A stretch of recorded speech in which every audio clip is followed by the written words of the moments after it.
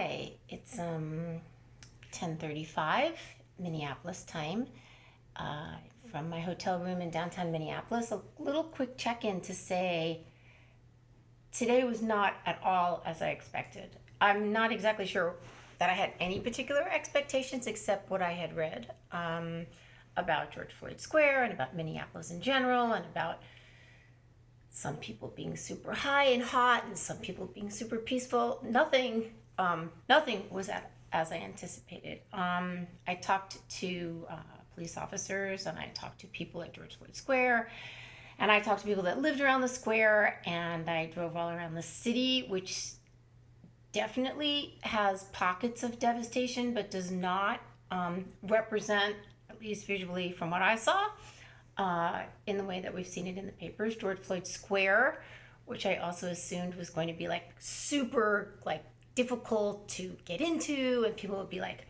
"You can't go in there. You could do this." Was like completely easy to walk into, and people were very polite.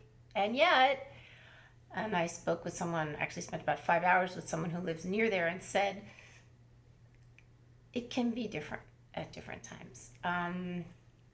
I bought a Black Lives Matter bracelet from a 5-year-old because I believe in buying things that 5-year-olds are selling, lemonade or bracelets. And let's just say I'm kind of intrigued.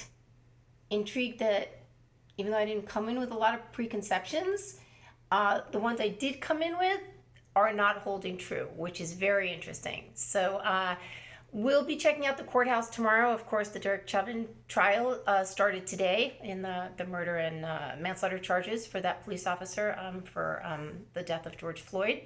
It's completely surrounded by fencing. You can't get in there. Not that I would be covering it as a reporter anyway, but just kind of walking around and taking just little shoe leather reporting for you guys. And I will check in soon and hopefully write some stuff for you soon. Okay, night.